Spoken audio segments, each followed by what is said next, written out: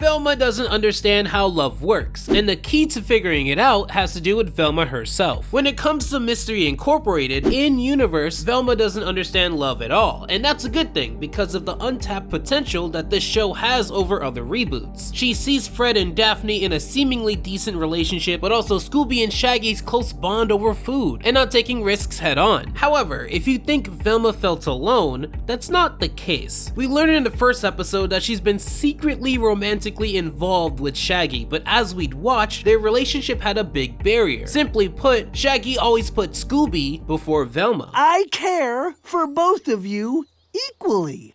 Oh, really? Yes, really. Like, help me out here. No, I will not help you out here. Why don't you tell Scooby what's really going on between you and me? Yeah, tell me. Oh boy. If Shaggy was the one making it difficult, why do I say that Velma doesn't understand love? It is because Velma went on to try to fundamentally change who Shaggy is, making him wear different clothes, eat healthier, and say the word like less. And if you know Shaggy, these traits are the core of what he is, and Velma knows that. Velma also knows about the close, deep bond between Shaggy and Scooby to the point where in the show, there are more moments with Shaggy and Scooby compared to Shaggy and Fred, or even Shaggy and Velma. Over the course of the show, between Shaggy putting Scooby over Velma and the poor romantic chemistry of the duo, it seemed like Velma was destined to be alone within the show. Even Sheriff Bronson would go on a date with the new mayor of season 2, Mayor Nettles. But then, we meet someone who changed the discourse of Velma within Mystery Inc., Marcie Fleech. We'd learn about Marcie, better known as Hot Dog Water, through the episode Menace of the Manticore, where she'd learned that her father, Winslow Fetch, runs an amusement park called Creepy Spooky Terrorland. You're probably wondering why she's called Hot Dog Water. Well, in efforts to save money, they bathe in the same water that they use to cook hot dogs, as the amusement park is failing. Naturally, she'd be seen as the weird girl at their school, but more importantly, she's a big rival of Velma's, losing every time that she competes against Velma in the science fair circuit. Within that same episode, she'd be caught disguising as the Manticore and be sent to prison for her crimes. They've disliked each other ever since, but within the second season would completely have a change in their dynamic. Eagle One, we're in.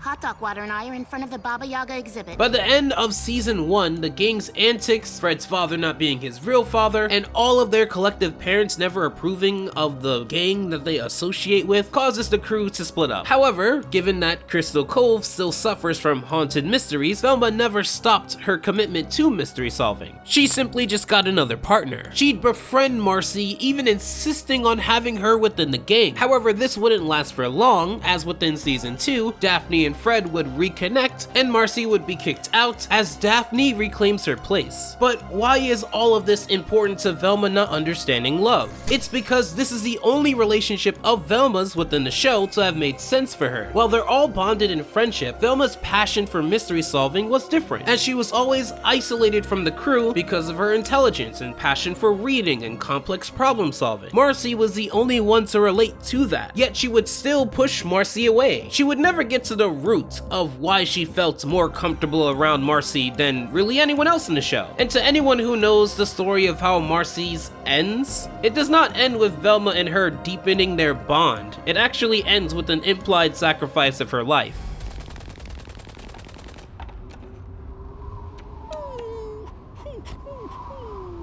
Come on, Scooby. We have to keep going. We'd later learn from one of the producers of Mystery Incorporated, Tony Servan, that Velma is not bi within the show, she's gay.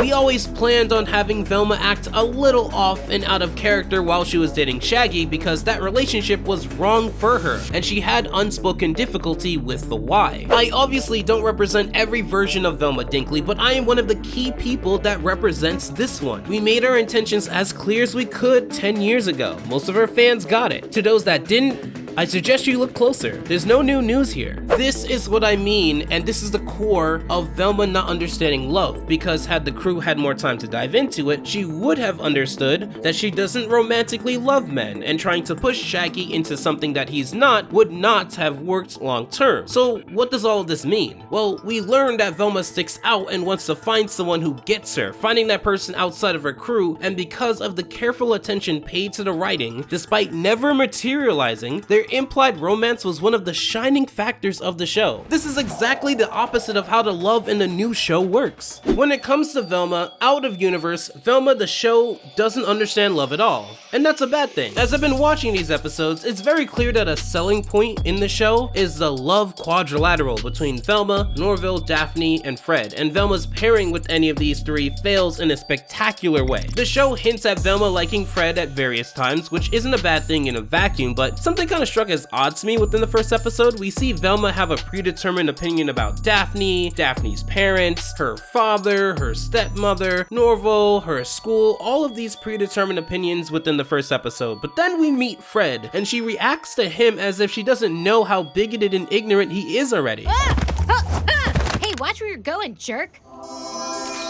Oh, hey, Fred. Do I know you? It's Velma from school. You cheat off me in Spanish because you think I'm Mexican. I never got that, but if you've never watched the show or stopped watching or stopped caring, well, Fred would be wrongfully arrested for being a serial killer, but there is a serial killer on the loose still, and the mayor concluded that he'll send his 5 best police officers to the 5 hottest girls, to which Velma was tasked to pick the 5, and she'd push this task onto Fred and even give him a book called The Hidden Mystique, which opens his mind to appreciating inner beauty, which leads into him having an attraction to Velma. Here's the problem though. Fred, while I'm glad you've learned to appreciate inner beauty, I also prefer inner beauty. And yes, up until right now, I found you irresistible, but now I just find you gross. What? Sure, Velma may enjoy inner beauty as well, but there's been way too many times where Velma has only appreciated Fred's outer beauty. You think I want Fred? I mean, sure, if someone was like, want to see a naked picture of Fred? I'd be like, hubba hubba. Yes, for me. Sorry, Fred, but for what it's worth, I am keeping the picture you sent me. She's literally done to Fred what she anticipated that Fred would have done to her. And while Fred doesn't know of all these instances, we as the audience do. So why would we care about this aspect of the love quadrilateral when it isn't even a good relationship to begin with on either side? And as a side note, Daphne gave up on her relationship with Fred incredibly quickly, almost as if they weren't in a relationship at all. Velma and Norville are never going to be. It was always a one-sided relationship here where Velma purposefully and ignorantly uses Norville's feelings as comedy gold to help with her hallucinations. I'd say this is my least favorite aspect of the show, but that's like saying stepping on dog poop is worse than stepping in a puddle. He'd spend a lot of the first half of the season trying anything to win over Velma, including interrogating Daphne and Fred, 2 people Velma likes. Towards the middle of the season, one of the aforementioned popular girls, Gigi, would take a different approach to self-expression, dubbed artsy hot, and get into a romantic relationship with Norville. And it isn't until Norville's new relationship gets in the way of Velma's need to stop hallucinating that she magically cares about Norville again. Look, I'm simply proposing we share Norville. I get him Monday, Wednesday, Friday, and whenever I have a casual whim. I want to make it very clear that this isn't something that I'm interpreting from the episode. This is a fact. She only wants Norville around to unknowingly crush his spirit. She's the angry friend. Okay, Norville, I understand that for some reason you've chosen Gigi, a beautiful girl who puts out, over your angry friend,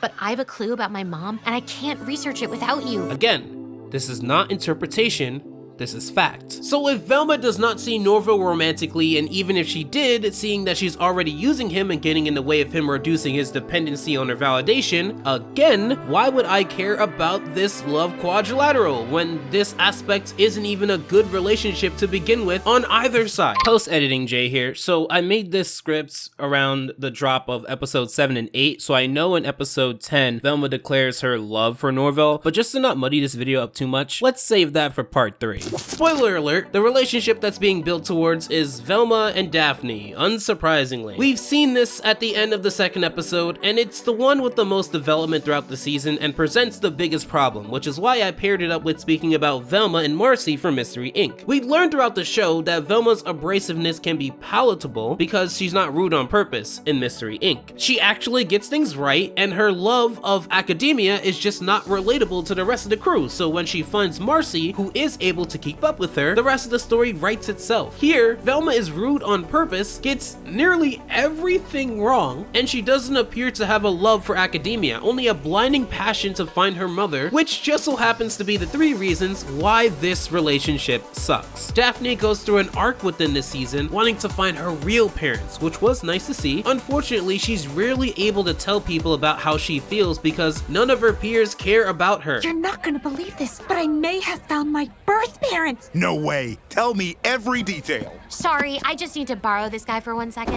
And when you peel back this layer of Daphne being the stuck-up, recently turned popular girl and see what parts of her character are allowed to shine, you realize that she actually just wants a sense of belonging, and lost that when Velma pushed her away to find her own mother. How do I know this, you may ask? Well, they'd fight each other during self-defense class, in which Velma would read her journal to everyone at school. I really do want you to keep that reading the journal part in your head for a second. So, in this clip that I'm about to play, begrudgingly, I want to preface this by saying Daphne is about to ask Velma how she didn't understand that if she read Daphne's journal. Do you even know why I've been talking to Lamont? No, honestly, I just flipped through your journal looking for sexy stuff. Bit of a snooze, IMHO. In addition to not caring about Daphne's past or mental health, she would try to kiss a drunken Daphne disguised as a man, knowingly, gotta say it one more time, knowingly taking advantage of the situation, leaving Daphne more disappointed in Velma more than ever. And in the next episode, even though she's done so much wrong, she'd still continue to treat Daphne like she owns her. Okay, Daphne, if you were a serial killer, what would your password be? Daphne? Daphne!